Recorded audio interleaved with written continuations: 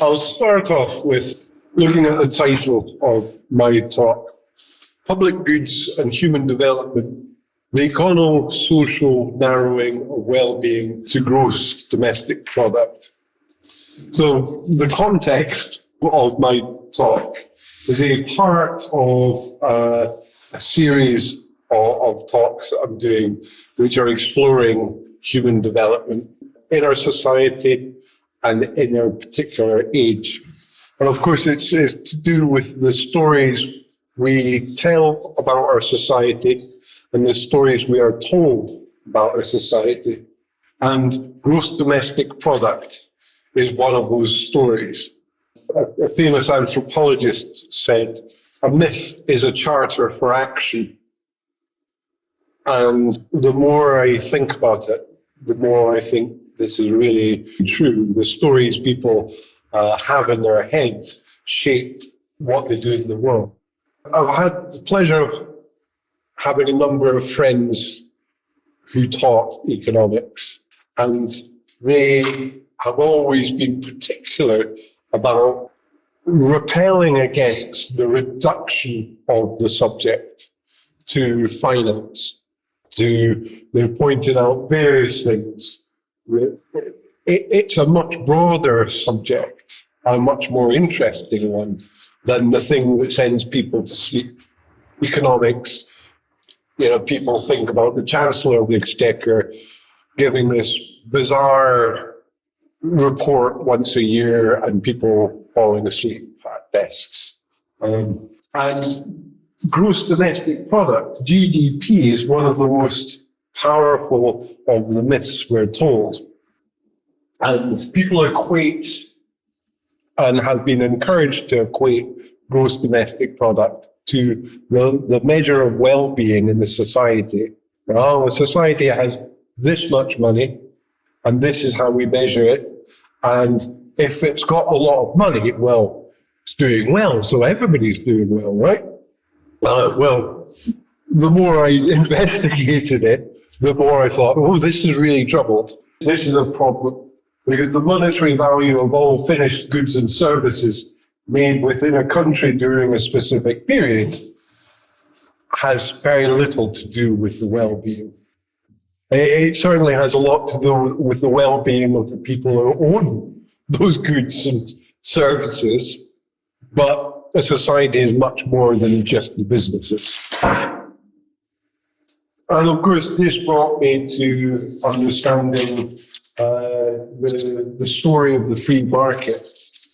This is a very powerful phrase, but it's always almost bonkers. It's, free for whom? And the free market of the story of this phrase really can be traced back to the Chicago School of Economics. Chicago School of Economics became very politicized, and they started forcing out academics who were teaching varying perspectives of what political economy meant in favor for a free market perspective. So famously, Milton Friedman was involved in this, drawing a lot of Friedrich Hayek's work, where the idea is we don't regulate, we have a small government, and the best outcomes happen in the society when business decides the realities through competition. And there's a lot of problems to that, and those problems aren't discussed. And I think that as I've gone on, I've got more interested in looking at what's missing in the economics teaching. So a friend of mine, Donald Rutherford, he's no longer with us. He impressed on me that there are two main levers of control in an economy: pricing and rationing. And he wrote the Routledge Dictionary of Economics, and he was very clear about this. And I think it comes into view when we know that Britain comes from a mixed market economy. It used rationing and pricing, each tool to do certain things. So it doesn't make sense to me to choose one or the other, particularly with, for example, natural monopolies.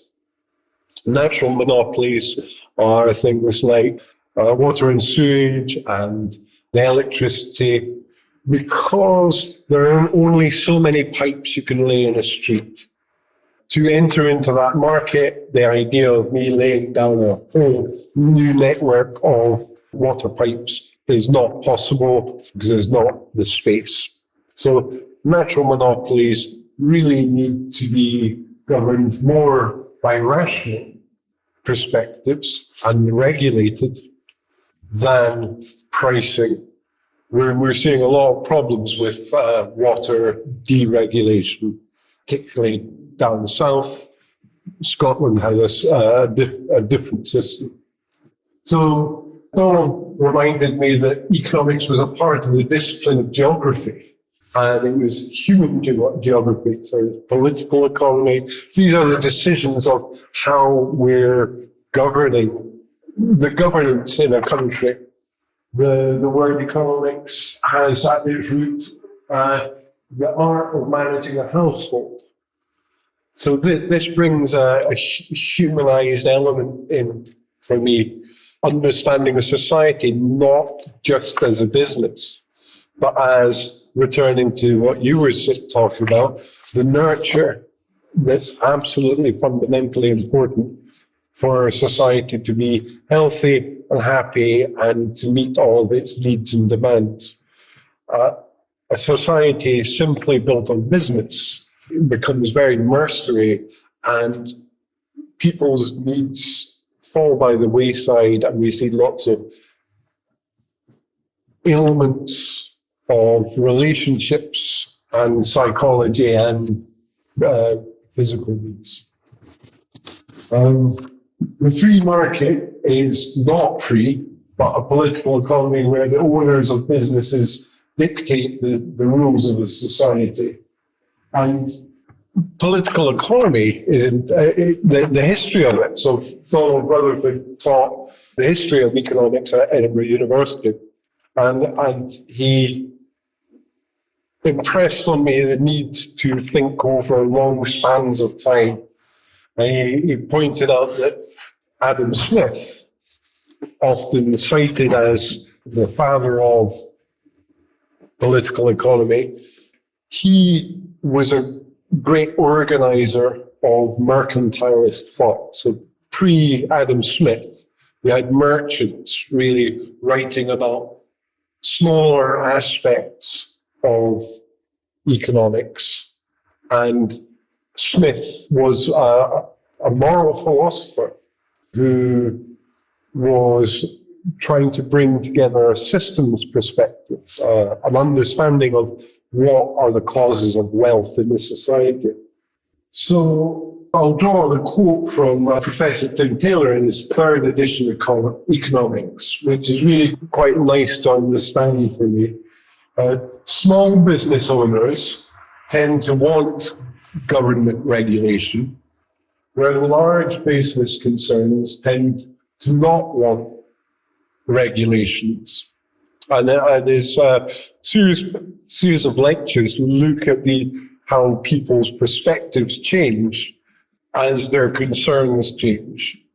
So again, I gravitate back to this history of Britain as a mixed market economy, which uses both pricing and rationing to bring about the greatest possible situations. So GDP, we often hear used as a shorthand for saying how well the country is doing. Well, Britain, by different scales, is either the 6th richest economy in the world or the 10th richest economy in the world. So it's, by whatever measure, it's doing financially very well. There's a lot of finance in Britain. Does that finance translate to well-being? No. And a lovely example of that is that's a picture of Tower Hamlets in London. And it is at various times both the richest and poorest borough of London. You have these glass and steel towers where the stock market is flooding through. I think this is out of date, but $3 trillion of capital is racing around the world like a heartbeat every day, from one stock exchange to another, to another, to another. And how much of that gets into the small neighborhoods there, where several families might occupy one house, is unreflected in the stock markets. And Martha Nussbaum is famous for developing human development perspectives called the capabilities approach. Is anybody familiar with capabilities approach? Amartya Sen, he's another famous, but they look at the economic big pictures, and they've got really powerful criticisms. And they argue for different ways of understanding well-being and wealth generation. In particular, by measuring the opportunities that people have. When people have opportunities, all sorts of good things happen, because people have to engage their brain and go, well, what do I want? Do I want apples or oranges? Democracy is an example. Do I want this person elected or this person? I'm going to have to look at the two and contrast them and pick the best option that's available. And this is a very strong argument for education as nurture, which is drawing out in people the capacity to make their own decisions and to make their own mind up and to change their mind according to the information they get. And this is what's drawn me so significantly. But I really liked Martha Nussbaum's criticism of the use of gross domestic product to express well-being of a society. She picked up on Charles Dickens, who wrote about the problem of this way of notionalizing distribution of wealth in his book he wrote in 1854 called Hard Times. And Charles Dickens portrayed a classroom in which children were taught to imagine that the classroom is a nation, and that in that nation there are 50 millions of money. Now, says the teacher, girl number 20, in keeping with the emphasis on aggregation, students have numbers rather than names. Isn't this a prosperous nation? And ain't you in a thriving state? Sissy bursts into tears and runs out of the room. She tells her friend Louisa that she could not answer the question unless I knew who had the money and whether any of it was mine. But that had nothing to do with it. It was not in the figures at all. And that is the thing about the gross domestic product. So using that very system, Richard Branson could walk into this room, sit at the back, and suddenly we are all millionaires. We are privy to those resources and all the benefits that come of them. As soon as he walks out that room, it all disappears. So it's quite a problematic understanding of the way to look at the world. Another friend of mine, she taught economics and systems thinking, Eileen Broughton, and she would teach me concepts by drilling me She'd go, well, okay, make me a cup of tea. Tell me how you'd make a cup of tea. And this was one of our favorite exercises. I'd say, well, you put tea bag in the mug and you add hot water. And she says, well, where did the tea bag come from? Where did the hot water come from? And okay, start again, and I'd have to go over it. Anyway, that was one of my pleasures with her. And she, after making me a 2-egg omelette, she'd sit me down in front of television, watch the news, and she'd point out what her interpretation of the news was. And pointing, I remember her pointing out someone, she said, I taught him, and I know that he's lying through his teeth. So the way that numbers and abstraction can be used to tell a certain story whilst hiding a different story was really powerful. Powerful lesson that she taught me. And numbers expressing things in abstract ways generally reduce complex phenomena to single values. Monetary figures often obscure the things which cannot be measured in money. So this is major. How do you measure happiness? And if you say, well, that person is a 2.5, it is relatively meaningless.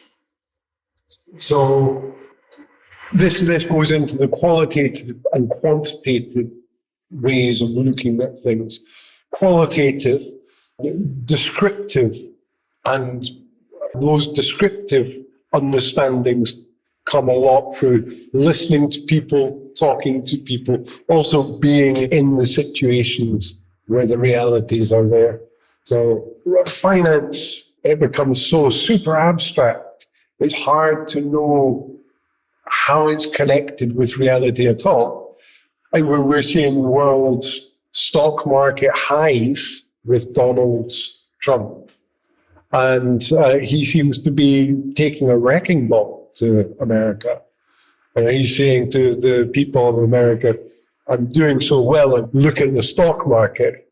And yet, for the gross majority of people, the prices are spiraling out of control.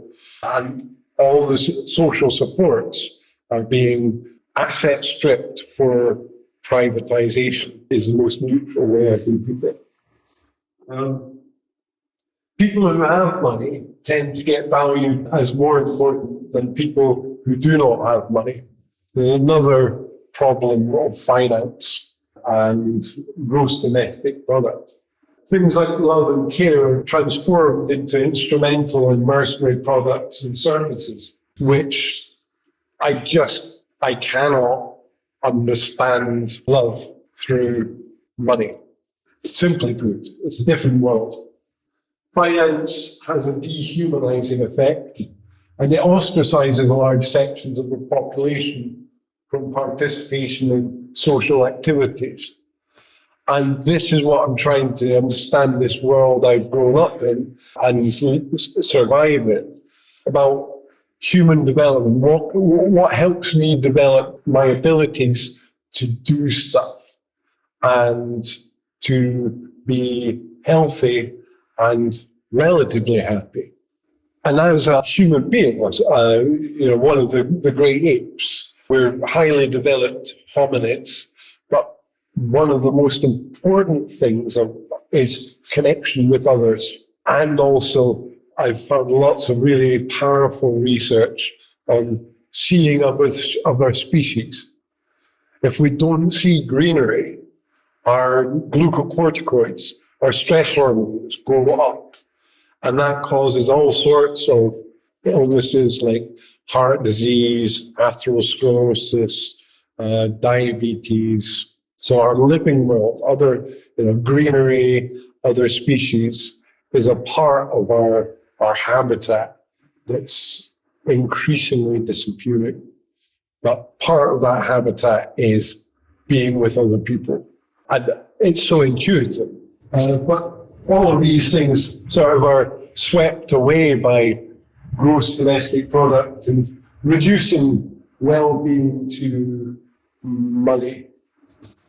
So the mechanism of shifting public to private goods. So since the move that British economics has taken after the war, there's lots and lots of history we could look at which are increasingly privilege the private ownership view of society, the free market view, and argue against regulation, big government. And public goods are the goods, they generally have positive externalities. In other words, they produce benefits which everyone enjoys, and they're paid for by taxation. So we've got justice system, fire, water, museums and culture. We've got the banking system, we've got roads and infrastructure, education, we've got environment and pollution, medicine, air control, forestry. These are all public goods that everybody gets something out of. And I've got a quote here from Richard Brooks, who used to work for HMRC as a tax collector. His book, The Great Tax Robbery, is a lovely book to read, but it's a book about tax and what it actually does for us. So a breakdown of tax. For every pound I earn, I will pay about 7 pence for immediate access to health care for my family, 5 pence for my children's education, 2 pence for living in relative security, and around the same to have the country I live in defended. 11 pence for pensions and social security for my compatriots and my future self. I contribute half a pence to aid the developing world, and less heartwarmingly, 3 pence in interest to the various institutions from which we have collectively borrowed. So he relates it to having a membership to a leisure centre. And whilst we won't use all the things like the swimming and this machine and that machine, it's all there if I want to use it. And he says that pound for pound, it's a really, really good deal. And so I hold this in mind when I hear people, whoa, but I've not got a kid, so why should I pay for the schools? I've not had a heart attack, why should I pay for the hospitals? My reading on tax is it's an important part of supporting part of society. And I'm a great believer in a mixed market economy. So here are a couple of case studies on why I'm worried about privatization. And Timothy Diamond wrote a book called Making Grey Gold, Narratives of Nursing Home Care. And he gives ethnographic accounts of how he observed a shifting baseline taking place in nursing homes, transforming these places where they were once places of care and becoming places of market values via budgeted priorities and administrative metrics. So they were run according to the finance they could generate. And also Barrow writes about the privatization of children's services and points out that children are being traded. Children in care have become a commodity that are traded, each one worth £100,000. And that abandons the nurture and the care that should be in everybody's lives. And that abandonment, Albert Bandura writes about in his moral disengagement. People working in these settings have to morally disengage to allow those nurture behaviors of Homo sapiens to become profit-making businesses. So this brings me on to another public good, the transformation of education through these same processes. And public goods such as education have been forced through systematic transformations in their value base, through implementation of measures and outcomes, league tables, bureaucratic impositions from financiers. In education, we have seen the increased use of systems such as value-added measures, such as the proprietary Education Value-Added Assessment System, EVAS, reported as the most widely used and implemented instrument in the sector. And this is marketed as a way of using numbers, those are my words, for measuring how effective a schooling experience is for learners and the student experience and the big questionnaires. But these are algorithms that are used to judge the future success of academics and teachers and students. And these algorithms are used to assign opportunities, hire and fire teachers, and determine what courses run. So this moves me, again, as time goes on, it moves from money to finance to abstract figures and numbers to algorithms and to technologies that are run on algorithms, i.e. we've removed the human from the decision. And now that decision is wrapped in what gets called a black box. We can't see that decision being made. It's just a machine delivering these decisions into a living system of humans on a daily basis. So I looked into the origin of how our educators, scholars and students, where did this mathematics come from? And it was developed by a statistical analysis system institute incorporated, a multinational development of analytics software. It became a private business distinct from the university in 1976. Whose revenues were to grow from $10 million in 1980 to $3.2 billion in 2016.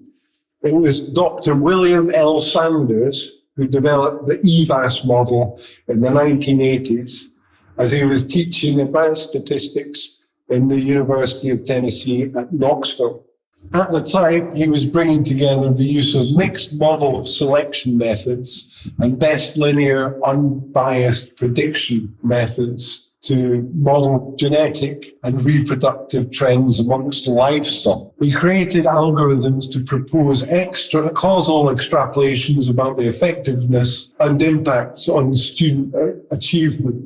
Henry Beardsley, he reports that Sanders' focus was on the product of the educational experience rather than the process by which it was to be achieved. So there are lots of real big problems with this. And I draw on principal agent theory, which is a way of analyzing contracts originally. It came from business thinking.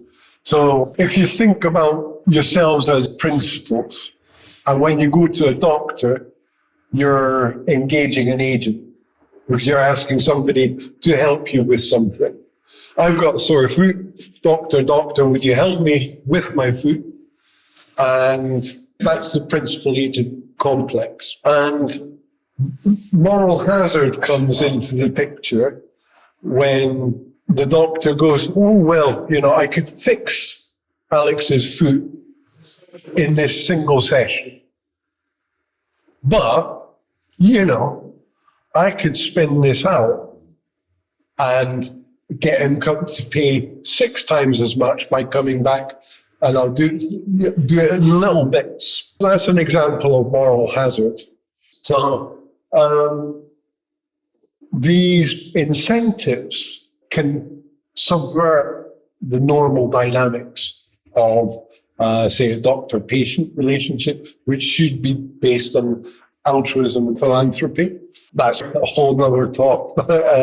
And As soon as you take a public good, something like nurture and care, and you go, right, okay, let's make it about profit, you're introducing this space for moral hazard because people are tempted by money. Somebody has a heart attack, and I know that in the United States, there just isn't provision. Whereas the notion of a national health service, somebody is ill, we will help you, is still a public good. But there's increasing pressure to move that into a private system.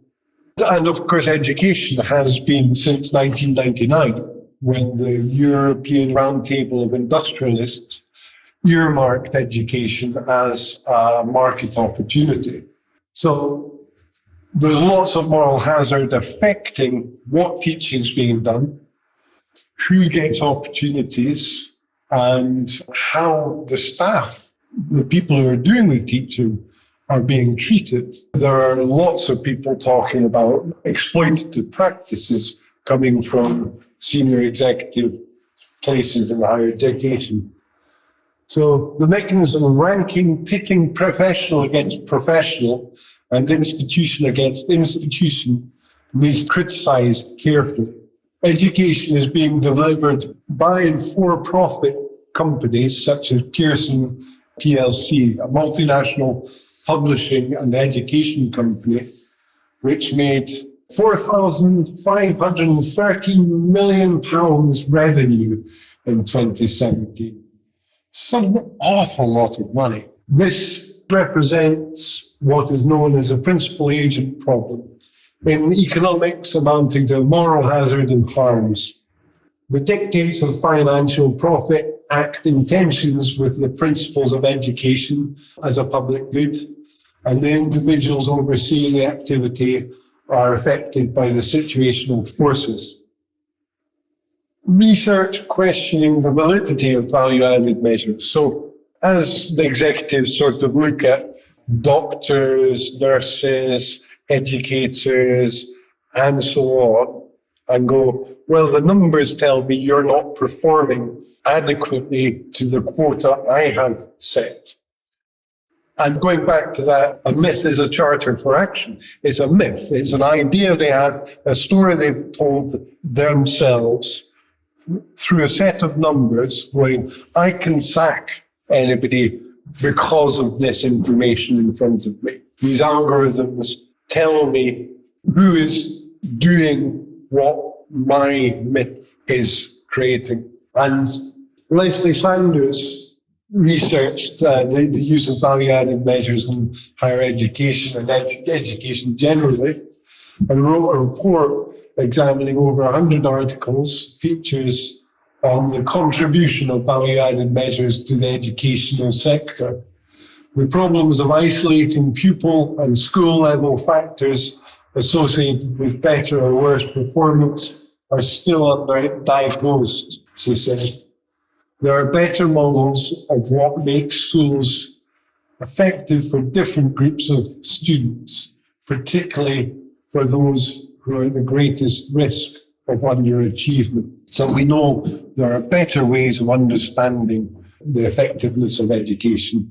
The work of Sanders corresponds with a report published by RAND Corporation, where in its concluding remarks, it stated, the research base is currently insufficient to support the use of value-added measures for high-stake decisions.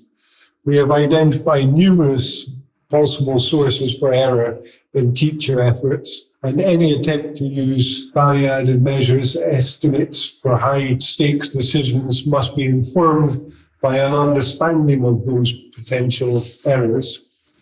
Now, that research is slightly out of date.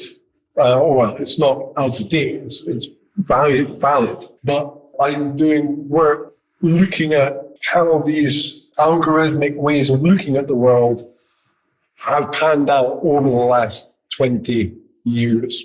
One of the key thinkers, I think, who really lays it out clearly is Professor Virginia Eubanks in her book, automating inequality, how high-tech tools profile, police, and punish the poor.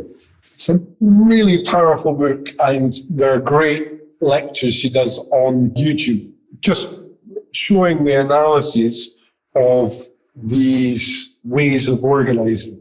So it turns out that these are reinforcing inequality through technology. And Cathy O'Neill, in her book, Weapons of Mass Destruction, she was a coder, and then she worked on Wall Street, I think, and then she wrote this book, and she puts it really clearly. Algorithms are opinions embedded in code. And the House of Commons support problematization of these technologies because of the exclusions they're producing. The financial system we have, the world's most cited human rights scholar, Professor Philip Alston, points out that the poverty in Britain and Western countries is a political choice. It's 10 to 15% of the population are deliberately kept in chronic and dire poverty. So when the House of Commons reports and the House of Lords reports are reporting on financial exclusion, it indicates to me a problem with the sociology and a problem with the ethics of a country that is choosing to abandon its nurture principles, which ultimately makes for better business. If you nurture a population, it gets involved in great things that produce great economic outcomes. Invention, innovation, lots of businesses thrive, and Germany has a great example in the Mittelstand. I think, I'm not sure how my pronunciation is there, but the nurturing of many small to medium-sized businesses, and it produces great cultural outcomes, as well as much higher employment and much greater stability when you see shocks in the stock market. So the problematization of such technologies in societal decision-making processes has been a field which has emerged and grown with the technologies.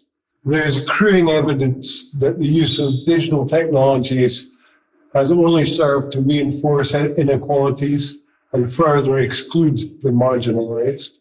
The use of technologies in line-managed organizational structures is increasingly contributing to an opacity which obscures the decision-making going on, which affects the lives of people. Increasingly, it is the people with least resources who have to negotiate and live under automated systems because they cannot afford to access legal representation or tiered services where help is available from humans. I don't know how many people have been driven crazy by being driven into a helpful chatbot, and the chatbot is useless.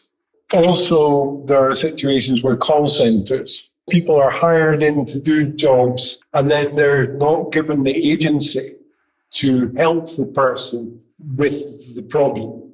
They're there to follow a script, placate, and to keep the person going around in the system until 80% of people just are so exhausted or simply don't have the time and just go, oh, I give up. And we see this with the likes of Virgin Media, people trying to cancel their contracts. There's so many different examples of this, but technology is using to create barriers for people.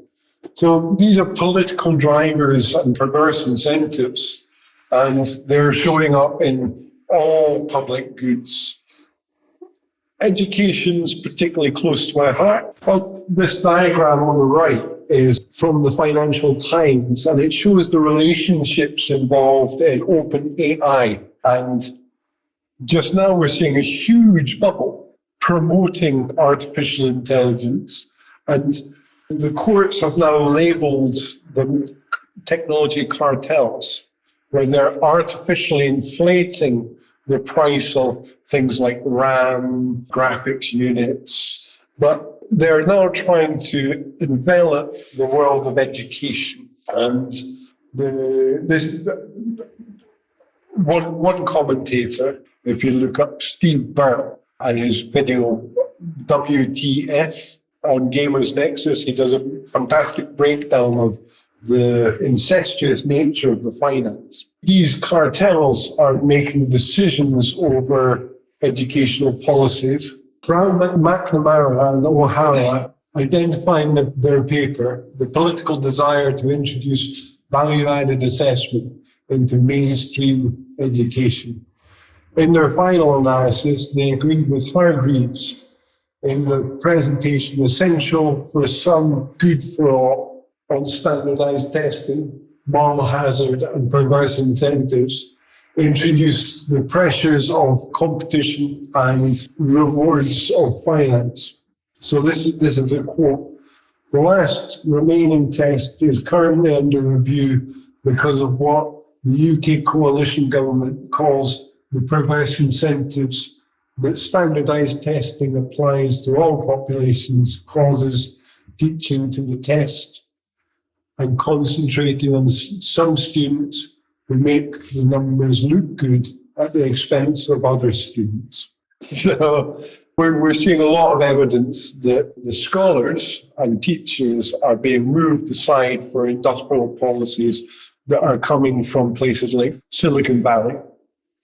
And they're making an overwhelming ideological assault on the pedagogical methods of the academics and teachers. I think Richard Stallman is a really interesting commentator. And he says, rather than calling artificial intelligence, we should be calling it pretend intelligence, because that's really what these large language models are. So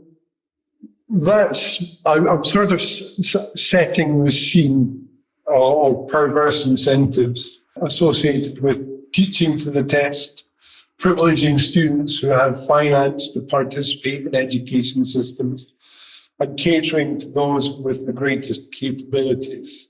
So my proposition is, through the lack of regulation of financial organizations, policy is now being dictated by private interests, which promote the idea that the well-being of individuals is in their own responsibility, whilst asset-stripping societies and appropriating the commons which are needed for collective well-being and a collegial citizen.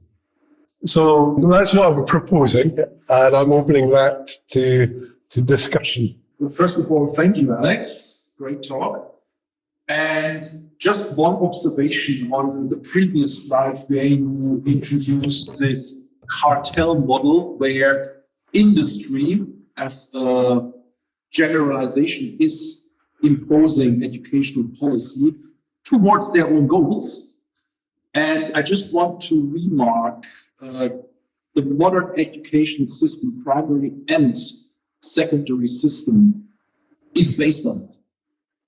When you go back 100, 200, 300 years, the Prussian educational model, the three-tiered German system, the grammar schools that we had in the UK for the most intelligent people going to university, becoming leaders, then the technical schools or the Realschule in Germany for the traders, the business people that need a little bit more cognitive skill to manage themselves and the business, to provide that stability of the Mittelstand that you refer to.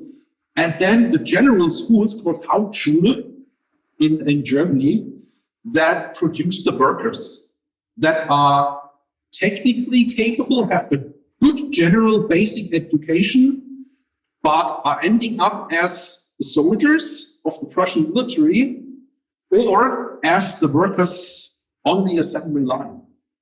And One of my mentors mentioned a couple of years ago when I raised particular questions going in the same direction as you. He said, Roland, you really think we are doing education wrong? We are processing numbers.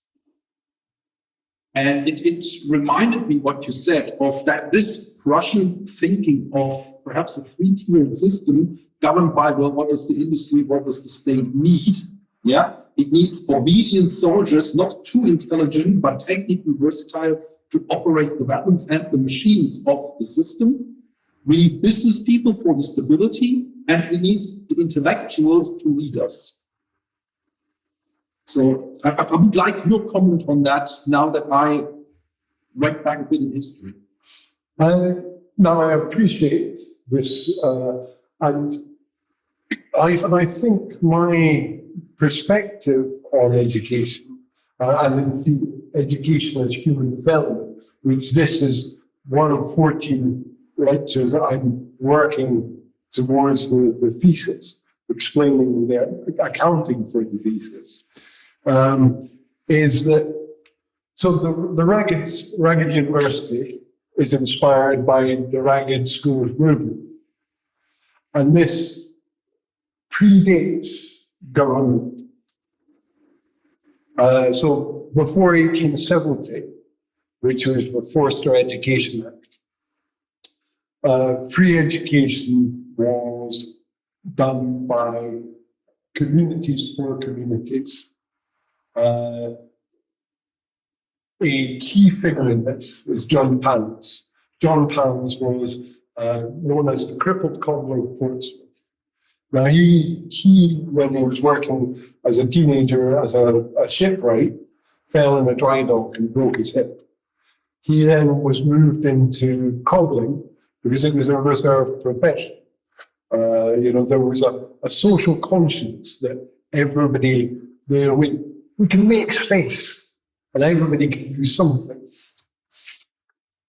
And he used to go down the streets and he'd bake potatoes and hand out foods to the street urchins. He said, come up to my shop, right? He said, well, hiya. He'd make a place for them in his life. He'd teach them how to read, how to write, how to count, how to cobble. He'd teach them everything that he knew. And he became very famous in the locale. And one day, a court reporter went by and saw this and wrote about it. And his name was Charles Dickens. And in Edinburgh, there was the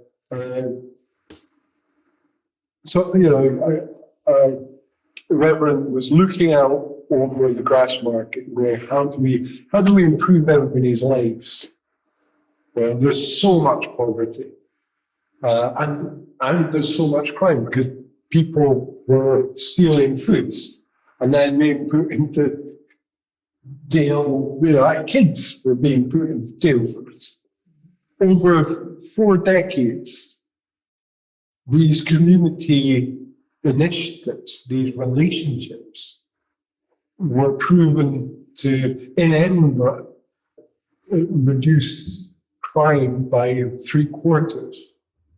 And there was a huge national campaign. And eventually the government, the Forster government, this is good. This is good for health and business and communities and innovation and invention. We'll absorb all the infrastructure that community have made through the impulse of nurture, through the behavior of nurture. And we will bank on it because we can see it's good for our books.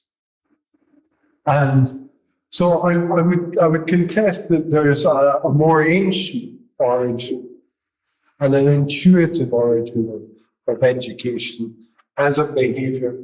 And that behavior we can see not just in humans, but in almost every species. And correlates to the survival of the species, but the species also being able to adapt to its environment, where life needs life. And British government has been horrifically exploitative, and you know, has done various things that are not that have been very damaging to social fabric. But you've also got philanthropists in British society who have got involved in the political system and advocated for humanized education, and rather than punishing the poor, feeding them, nurturing them, and giving them opportunity. And through just the social instinct, people want to contribute to other people's lives. So I think there are many histories of formal education, but all education, I think, is rooted in that ancient origin of education that is found in your family. Yeah. I actually, that is quite a good opportunity for me to observe the argument stands from both points of view. So this is almost like echoing what you said. You believe in the mixed market economy. So in the capitalism, we categorize the two main types: the liberal market capitalism, which is typically how the British capitalism works, and then the coordinated capitalism, which is Germany being the representative country. So the coordinated capitalism, to some extent, probably echoes this mixed market economy. It's like a combination of both freed and coordinated and governed by the government. So the education, from our perspective, we have been too much led by the state need. Because obviously in the very, very ancient origin, where the state didn't really exist so clearly, the boundary was blurred. It was only a community of people living together, supporting each other. And then that is where the education emerged to support the social life and the interaction to really enrich their daily life alongside the survival. But when the state became more and more established, giving the clear boundary of countries, nations, then there is the duty within the state that needs sustaining. And then education in that way is to sustain the state needs, the diverse needs. So the people who are leading the country, the people who create economy, posting jobs, and then the people who work to make the means and then contribute to the society through that level of work. And that is why it's really like a different spectrum of the dimension. So at the same time, there's never the saying that even in a mixed market economy or coordinated capitalism, we do not encourage this embrace of the education to make people feel valued or, realize their value. So I can see from your perspective, the education is seen as how to enrich human life or, to really fulfill human value. Even more than that, it's essential for health and well-being. Yeah, the health and well-being. So that means that can, but at the same time, when they reach that level of awareness, then the education coming from the more, the state expected level, like the structured education or specialized training, will then become a linking point to the economic side to sustain the society. So in other way, simply making people feel the sense of well-being. So the well-being cannot be achieved at individual level. It's the overall society is not at a stable level. And then the stability comes from the state intervention, i.e., the education of people doing different type of work. And then that differentiation actually sustains that. And to chime in on that, my point was going also in the direction of What we have in the past, perhaps the state, in the modern times, as you said, perhaps these cartels behind the state, orchestrating this through the state initially, perhaps as a corporate entity in due time. But the question is, to whose benefit is that? As you rightfully said, this is not your mind, anybody's natural desire to learn certain things or to be categorized into, say, one of these three schooling systems that developed from that Prussian system. The question is, will that entity that governs it, whether it's a state or an organization, prioritize individuals' well-being or its own well-being? And to what extent is this permissible, if at all? I think that is a question that we should be looking at in terms of the health of the society and in terms of the wealth of the society. So if a society is producing lots of health, okay, that's probably a tick. But we've also got a question, is it producing wealth? So, and for who? So the National Office for Statistics makes a lot of really interesting data available. And there's a very large amount of data on unpaid labour in Britain. So that is labour that you remove. It's feeding into the economy because it's all being done. But the people doing that are being this isn't being considered as a part of making up that well-being. So when we're seeing a growth in burnout, mental and physical illness, like shortening of lives, increasing diseases of stress, one of the most famous commentators is Michael Marmot's work. Are you familiar with Michael Marmot? So his initial big scale studies were looking at status, and they were called the Whitehall studies, and they were looking at civil servants and found that the lower in socioeconomic scale you were, the shorter your life, the more negative outcomes, more illnesses.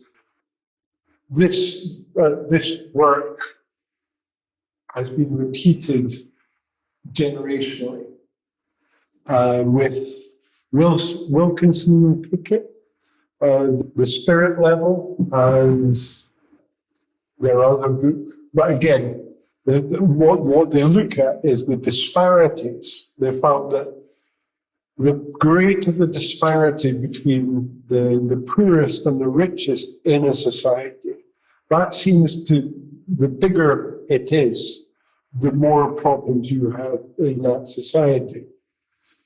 So I think the arc of education as human development, the thesis that I'm discussing a lot, looks at and shows a good evidence base that by removing those things that make us human, and a big part of that is thinking and doing, being involved in cognitive work, in social interactions, and being included in workfulness and in careers, that correlates directly with health outcomes and ultimately long-term sustainability of a civilization. But how do civilizations fall? Well, it's failure to look after those things that hold together that group of people. And Emil Durkheim, who developed sociology as a subject discipline, did an absolutely blistering piece of work on suicide, which he called voluntary death, because he was looking across France and going, why would people choose not to live? And he put it down to the impacts of industrialization, whereby all the things that make it worthwhile to live were disappearing from the lives and environments of people. And that severely impacted how the French nation state responded. And they looked a lot more towards subsidiarity in the forms of guild socialism. It wasn't social. Underpinning or understanding people, it's an important thing in the psychological and spiritual lives of people to get good at something and to be able to share that with others. And so you've got a real underpinning of the couleur locale, as they call it, the local produce, the local skills, the local talents, the fêtes, the local celebrations. So you see this in Italy. I think you'll see it in Germany. I've certainly heard about Oktoberfest, the internationally renowned beer, you know, and Bratwurst, and you know, I remember coming across a zucchini festival in Italy, and I didn't understand it because there's nothing that doesn't happen here in Edinburgh. I can go into the shops and I try, as an economic exercise, try and count on two hands products that have been made in a 50-mile radius. And it's a rare, like it's certainly supermarket, write-off. Anything that's chained, write-off. There's very few places I can get beyond 5 products. But where are the local festivals? Where are the local markets? These are conspicuously missing. I bring that back in. So a form of business, subsidiarity, as a part of that, the sociological habitat, Homo sapiens, which is a part of, which links with learning and education. So I'm not anti-business. Yeah, and I think that this kind of status likely is sustained and encouraged by the state. So in other words, there has to be a regulated activity to reach out to those people. And at this moment, the as you rightfully said, this financialized worldview is so penetrating, especially felt more by those at the lower social economic status, because that is their livelihood. And when they were so fixed on bringing money in to survive the family, they will not be able to encourage or embrace those free, accessed materials or education. And then less to say that they have the time to really, come to a free event or going to an exhibition, never mind, expose themselves to something different. And then that sort of dynamic is a societal cultivated over the time. And to allow this, the idea, it really is the battle with the systemic limitation on the stinginess of the resource access. So it's not like, so this really goes to what I just earlier said. It's not that we don't have the resources. It is how we reach to the right crowd. And then also how we can influence them over time. So, they become self-seeker of resilience. So in other words, they can achieve that resilience and well-being status themselves. But without the society level change, they were forever struggling to reach that level. So they were always at the bottom level of hierarchy of needs, fighting for survival, fighting for existence. One of the key concepts I'm going to be bringing in over the next two talks that follow on from this is the artificial production of scarcity. And those are situations where even when they're highly motivated, highly resilient individuals, there just is a lack of opportunity.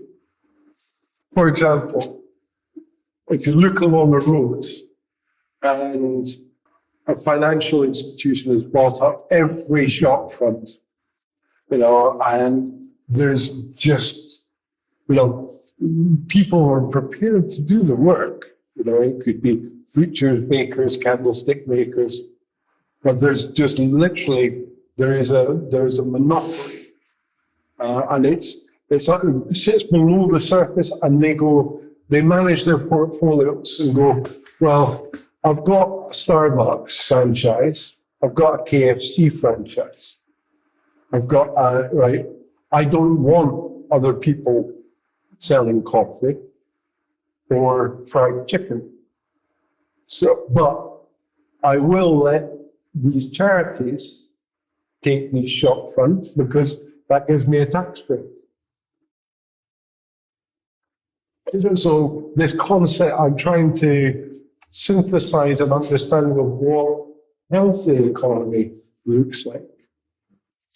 Yeah, it is the macro environment needs to be available for people who can really fulfill their potentials, to realize the dreams they want to do. I think the gaming side of business is quite difficult.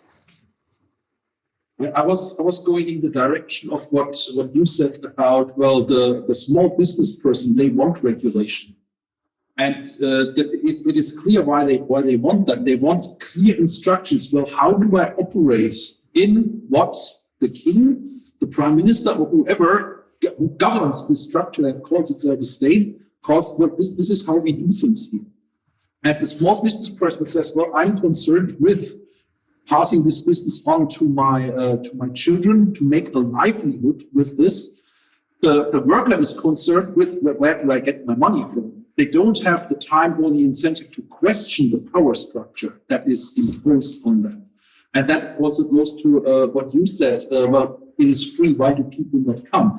Well, bread and games to keep those people from questioning about why am I doing this? Why am I not the business person? Why am I not the person making the decisions? Whether that would be a good idea is a totally different question. Yeah.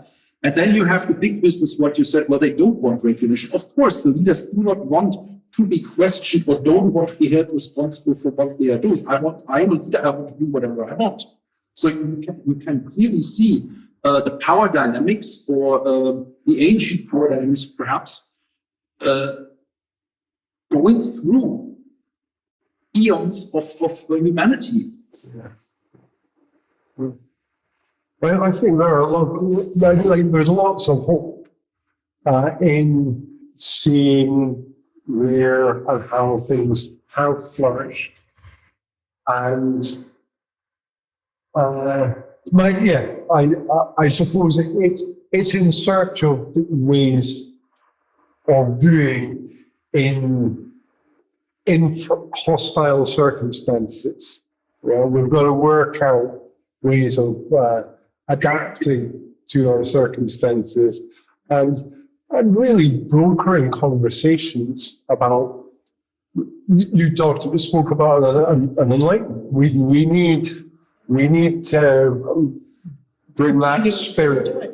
Just do it. Not thinking too much about how much impact it can be. We're just doing as much as we can for the time being to let that conversation carry on, and then hope for some moment in future that this can be really, taken to a next level, and then the thought, by that time, the sort of idea will be quite established and then much reversed. and the practice can have the implementations can be supported. I like to think of it like a mycelial network. And when the circumstances come about, fruiting bodies emerge above this. It would be good to be able to quantify with a sort of clear fact that you've got GDP figures, because it's sort of factually to refer to that the costs to both the society in meeting avoidable needs and even the folks at the top and the quality drive down for them too of letting state problems continue.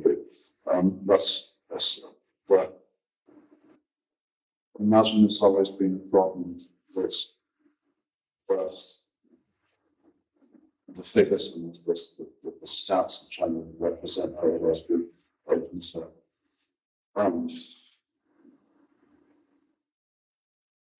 different readings and disagreements of exactly from people with different social priorities judging them, and that kind of gets stuck in a circle. And the occasions with these past philanthropists seem to be like a few crisis points when a cost became too factually obvious to argue with, and it's obviously hurting the system itself, and so to do that and shifted this witness there.